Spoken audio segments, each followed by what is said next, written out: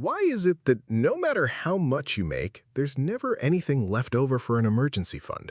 You get paid, bills go out, groceries happen, life happens.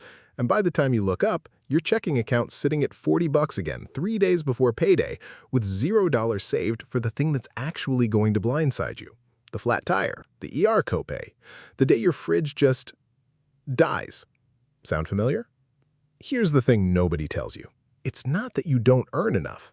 I know that's the story that runs through your head at 11 p.m. when you're staring at your bank app, but I've talked to people making 40 grand a year with a real emergency fund, and people making 90 grand with absolutely nothing saved. The income isn't the variable. The order you do things in is the variable. And if nobody ever showed you that order, of course you're stuck. Let me tell you about the version of me who was doing this completely backwards, because I bet it sounds a lot like you.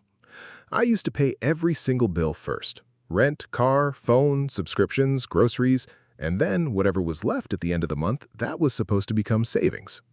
You already know how this story ends. There was never anything left. Not because I was bad with money, because whatever's left is almost always zero. It's mathematically designed to be zero, because expenses have a way of expanding to fill whatever room you give them. I'd tell myself, next month I'll save more. Next month never came. I did that for almost 2 years before something clicked. So here's exactly what changed, step by step, and I want to walk you through this slowly because the order actually matters more than the amount. First thing, and this is the part that flips everything, you pay yourself before you pay anyone else. Not after bills, not whatever's left. First. The moment your paycheck lands, before you even open your bill pay app, a set amount moves into savings. I started with $25. 25. Not because that number was impressive, but because it was small enough that I couldn't talk myself out of it, and automatic enough that I never even saw it as missing money. If you wait until after bills to decide what to save, you've already lost, because there's always one more expense that eats it first. Now, here's the part most people get wrong when they hear pay yourself first. They think it means finding a big chunk of money somewhere, like $200 a month, and when they can't find that, they give up on the whole idea. Don't do that. $25 a week is $100 a month. That's $1,200 in a year just from one automatic transfer you barely notice. Small and automatic beats big and occasional every single time, because big and occasional depends on willpower, and willpower runs out by Wednesday. Second thing, and this one surprised me, the account matters as much as the amount. If your emergency fund lives in the same checking account as your grocery money, it's not an emergency fund. It's just money you'll spend on a really good Taco Tuesday. I moved mine to a separate savings account at a completely different bank, one I couldn't see every time I checked my main balance, one without a debit card attached to it. Out of sight actually works. I'm not proud of how many times just this once turned into borrowing from savings before I made that switch, but once the money was somewhere slightly annoying to access, I stopped touching it completely. Third, and here's where people usually get stuck, you need real extra money to feed this thing, not just good intentions.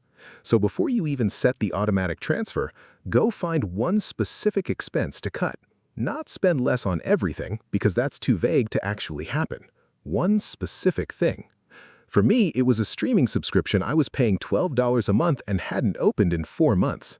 $12 doesn't sound like much, but stacked with my $37 transfer, that's $37 a week straight into an account I never see. Look at your bank statement right now, today, and find your version of that $12. It's almost always there. Fourth thing, and this is the one that actually determines whether this sticks past month 1. Set a small, specific first target, not some huge, scary number. Don't aim for 6 months of expenses on day 1. That number is so far away it feels pointless before you even start, and pointless goals get abandoned fast. Aim for $500. That's it. $500 covers most of the actual emergencies that derail people. A car repair, a vet bill, a broken laptop you need for work. At $37 a week, that's about 13 weeks, 3 months. You could have a real safety net in 1 season, not 1 year. Now here's the rehook, because I need you to actually hear this part. The biggest reason people fail at this isn't lack of money. It's that they treat the emergency fund like a suggestion instead of a bill. Here's what I mean. You never forget to pay your rent. You never think, maybe next month for rent. But people skip their savings transfer constantly because nothing bad happens immediately when you do. There's no late fee, no angry phone call, just quiet nothing. And quiet nothing is exactly what lets this habit die in week 3, right when it was starting to actually build up. So treat that transfer exactly like a bill. It comes out the same day, every time, automated before you see the money, no exceptions. No, just this month I'll skip it. The whole point of automating it is removing your future self from the decision entirely, because your future self, at 9 p.m., tired, scrolling online shopping, is not the version of you who should be deciding whether savings happens this week. Fifth thing, and this is the one that took me the longest to actually believe. A small emergency fund isn't just about the money. It's about what it does to how you make decisions. Before I had that $500, every single unexpected expense went straight onto a credit card, and then I was paying it off for months with interest on top. One car repair could set me back an entire season. Once that cushion existed, the same exact car repair became a non-event. Annoying, sure, but not a crisis. That shift from every surprise being a crisis to most surprises being a Tuesday is the entire point. The number matters less than what the number lets you stop worrying about. Put this whole thing together, and here's what it looks like. Pick a small automatic amount, even $25, and move it to savings the day you get paid before anything else touches that money. Put that money somewhere separate and slightly annoying to access, not sitting next to your debit card. Find one specific real expense to cut this week, not a vague promise to spend less.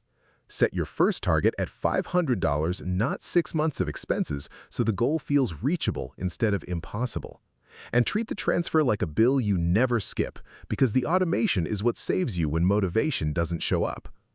This won't feel exciting for the first few weeks. There's no dramatic before and after here, just a number slowly climbing in an account you barely think about. But that boring, slow climb is exactly what breaks the paycheck-to-paycheck cycle, because for the first time, money isn't just flowing in one end and out the other. Some of it is actually staying. If this is the year you finally stop starting over every single payday, go set up that transfer today. Not this weekend, not when things calm down. Subscribe, because next week I'm breaking down what actually to do once that $500 is sitting there, how to grow it without touching it, and when it's finally time to stop adding to it and start investing instead. See you then.